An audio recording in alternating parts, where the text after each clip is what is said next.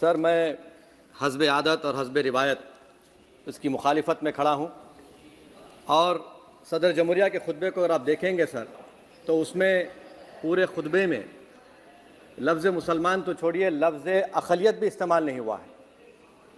और मैं बड़ी ज़िम्मेदारी के साथ आपके सामने अर्ज़ कर रहा हूँ कि भारत में 14% मुसलमान जो आबादी के लिहाज से 17 करोड़ आते हैं, वो आज पिछले 10 साल में नरेंद्र मोदी की सरकार में अपने आप को एक गैर यकीनी कैफियत में पाते हैं, अपने सोचते हैं कि हमारी शनाख्त को ख़तरा है, हमारे वजूद को ख़तरा है।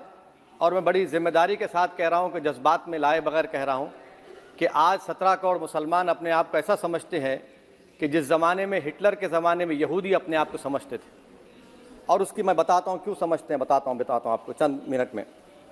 सर, मिसाल के तौर पर आप देखिए, खुतबे सदारत के हिस्से तहरीर का 32वां पैराग्राफ 32 पैराग्राफ में ड्रॉप आउट रेट का जिक्र हुआ, स्कूलों में इंदराज यानी एनरोलमेंट का जिक्र हुआ, एससीज़ का नाम लिया गया, एसटीज़ का नाम लिया गया, ओबीसीज़ का नाम लिया गया, लफ्ज़ अक़लियत का नाम नहीं लिया गया, मुसलमान तो छोड़िए। और सबसे ज़्यादा ड्रॉप आउट इस मुल्क में अगर स्कूलों में है तो मुसलमानों में है। सबसे कम एनरोलमेंट अगर है तो मुसलमानों में, हायर एजुकेशन में। गवर्नमेंट का डेटा है सर कि मुसलमानों का जो स्टूडेंट ड्रॉप आउट है वो 14.42 से क्लास 1 से शुरू होता और वो क्लास 6 और 8 को पहुँचे अब तक वो 10.76 को पहुँचता है। ये गवर्नमेंट का डेटा है, यानी क्लास 1 से क्लास 6 और 8 तक ये हाल है।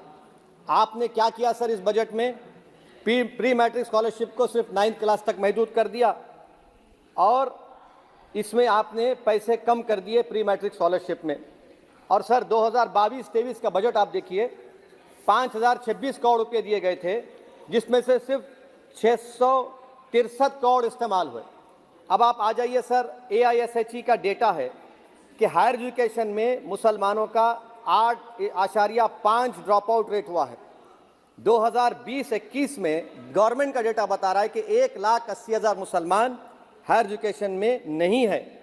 प्री मैट्रिक स्कॉलरशिप को आपने 423 करोड़ था, उसको आपने इस साल 326 कर दिया। मौलाना आज़ाद फेलोशिप को 45 करोड़ कर दिया। MCM जो 44 करोड़ था 33 करोड़ कर दिया। बताइए, जो सबसे ज़्यादा जिसका कम्युनिटी का ड्रॉप आउट रेट है और जो हायर एजुकेशन नहीं, उससे आप ये बर्ताव करते हैं।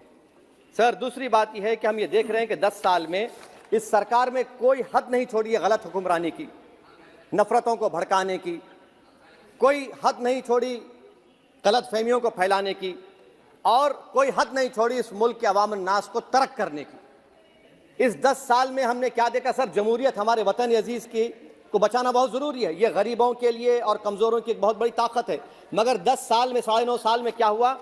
सिर्फ एक शख्स को मजबूत कर दिया गया, एक मज़हब को मजबूत कर दिया गया, एक आइडियोलॉजी, एक नज़रिए को मजबूत कर दिया गया, एक शनाख्त को, सब शनाख्त के आगे दूसरी शनाख्तों को मिटाने की कोशिश की गई, एक ज़बान को मजबूत कर दिया गया। तो हमारी जमहूरियत तो खोखली हो चुकी है।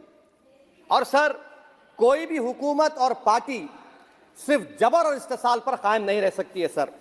दूसरा पॉइंट सर जो मैं आपके सामने अर्ज करना चाह रहा हूं, CAA के कानून के ताल्लुक से मरकजी एक वजीर ने अखबार में बयान दिया कि हम 8 दिन में करने वाले हैं। आप 8 दिन में करेंगे, 8 दिन में एहतजाज शुरू होगा मुल्क के कोने कोने में। आप CAA को मजहब से ख़त्म कर दीजिए, मजहब से जोड़ेंगे तो आपका इरादा बुरा है। आप भारत की अक़लियतों को, भारत के मुसलमानों को, दलितों को आप परेशान करने का आपका इरादा है। सर, दूसरी बात यह है कि CAA के खिलाफ क्यों हम हैं? क्योंकि सीमांचल के मुसलमान को आप बांग्लादेशी कहते हैं। कोई मिनिस्टर मुझे कहता है कि घुसपैठी है, रोहिंग्या है। तो CAA को मजहब से जोड़ना गलत था, उसको निकालिए। मगर हमारे देश के प्रधानमंत्री सर, वतन अजीज़ के वज़ीर आज़म, मैं बड़ी जिम्मेदारी के साथ कह रहा हूँ कि मैं अपने बचपने में जब हिस्ट्री पढ़ता था तो मैंने एक स्टैचू की फोटो देखी थी, प्रीस्ट किंग ऑफ मोहनजोदारो। ऐसा लगता है कि वैसा ही लग रहा है कि प्रधानमंत्री नहीं है बल्कि पुजारी सम्राट बन चुके हैं वो। और मैं क्यों कह रहा हूं कि हमारे सदर जमहूरिया ने कहा था कि 22 जनवरी एक तारीखी दिन है, बिल्कुल तारीखी दिन है। 22 जनवरी की बुनियाद 6 दिसंबर 92 को रखी गई। 22 जनवरी की बुनियाद 86 में ताले खोलकर रखी गई। 22 जनवरी की बुनियाद जीबी पंत ने रखी थी, इसीलिए तारीखी दिन है। और तारीखी दिन इसलिए भी है कि सर इसी ऐवान में 16 दिसंबर 1992 हमने रेजोल्यूशन पास किया था। आप बताइए कि आज इस मुल्क में चाहे कोई सेकुलर पार्टी का हो या जो भी हो, वाले सब सेकुलर है, बुरा मैं हूं, किसी में हिम्मत नहीं है कि 6 दिसंबर की बात की जाए। और वो तारीखी दिन इसलिए भी है सर, इंसाफ करने वालों में एक एनसीएलटी के चेयरमैन, एक गवर्नर और एक नामजदशुदा रुकने पार्लियामेंट बैठे हुए थे। अब आप बताइए मेरे पास बचा क्या है? बचा यह है कि आर्टिकल 32 बचा है, जिसको बाबा साहब अम्बेडकर ने दिया। आज मुल्क के 17 करोड़ मुसलमान भारत के वजीर आजम पर एतमाद भरोसा नहीं करते, बिल्कुल नहीं करते, बता रहा हूं, खुल के कह रहा हूं। अगर आप आर्टिकल 32 का ड्यू प्रोसेस ही खत्म कर देंगे तो फिर मेरे पास क्या बचेगा सर? क्या बचेगा? मैं तो यहां खड़े होकर वो सुप्रीम कोर्ट के मायानाज बेबाक वकील दुष्यंत दवे की तरह तो नहीं कह सकता। मुझे आज भी रूल ऑफ लॉ में भरोसा है, मुझे आज भी कानून पर, संविधान पर भरोसा है, मगर ड्यू प्रोसेस तो फॉलो होना चाहिए। ड्यू प्रोसेस फॉलो नहीं हो रहा। एक तारीखी दिन 22 जनवरी था, एक तारीखी दिन 31 जनवरी था।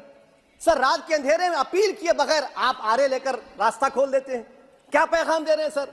600 साल की मेहरौली की मस्जिद को बगैर को नोटिस दिए आपने डिमोलिश कर दिया। मैं जिम्मेदारी के साथ कह रहा हूं कि भारत के प्रधानमंत्री और उनकी सरकार भारत के मुसलमानों से उनकी शनाख्त को छीनना चाहते हैं।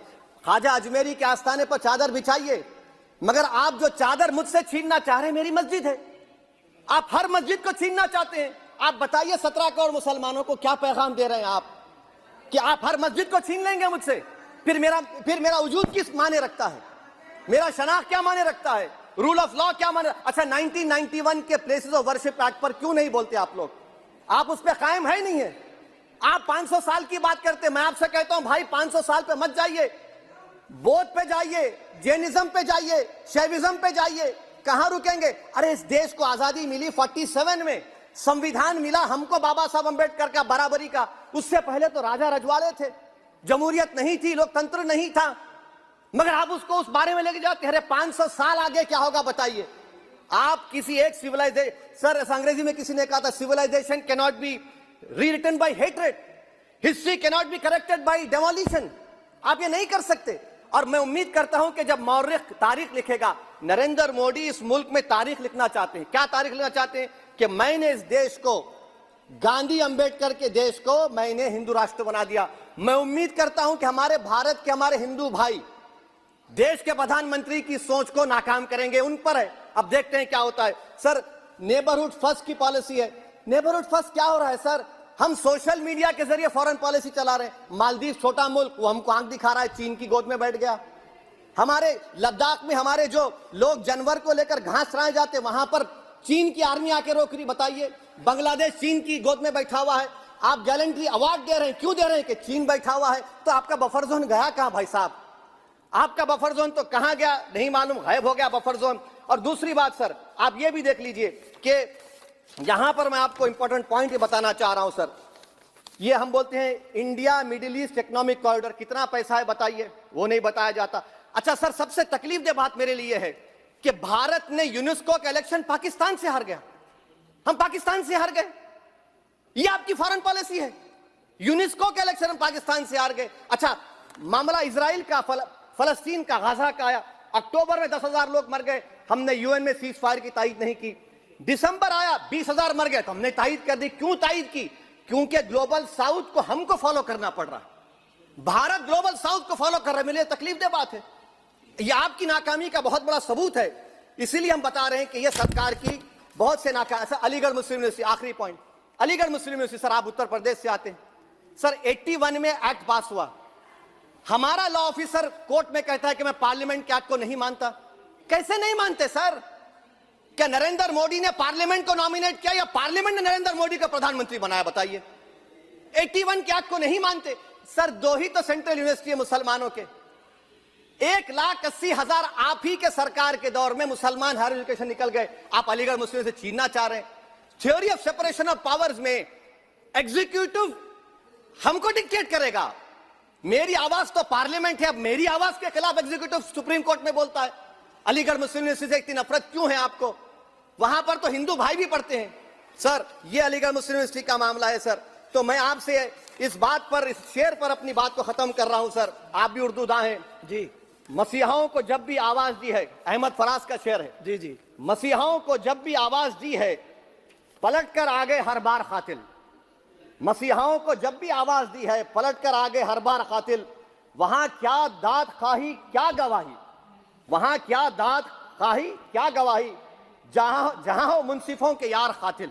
सर, मैं फिर से हुकूमत से मुतालबा करता हूं कि अल्पसंख्यक समाज के बजट के स्कॉलरशिप को आप डिमांड ड्रिवन करिए।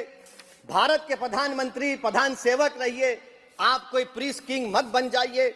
आप जीतेंगे, कौन जीतेंगे देश तय करेगा, मगर याद रखिए 17 करोड़ मुसलमान आज गम और गुस्से में हैं और इस बात को महसूस कर रहे हैं, कि प्रधानमंत्री को हम नोट नहीं दिए मगर हमारा प्रधानमंत्री है। आखिर ये प्रधानमंत्री 17 करोड़ मुसलमानों की उनकी शनाख्त को कैसे मिटा रहे हैं, कैसे उनको आप मार्जिनलाइज कर रहे हैं। इसीलिए सर मैं उम्मीद करता हूं कि हमारे सेक्युलरिज्म जो है वो, मैं पॉलिटिकल सेक्युलरिज्म कभी नहीं माना, जो सेक्युलरिज्म संविधान में लिखा गया उसकी हिफाजत करेंगे। मुल्क अहम है, वरना याद रखिए आप चुनाव जीते हारे, मगर अगर आप 17 करोड़ एक जनता को आप गैर यकीनी कैफियत पैदा कर देंगे, ये देश के हित में नहीं होगा।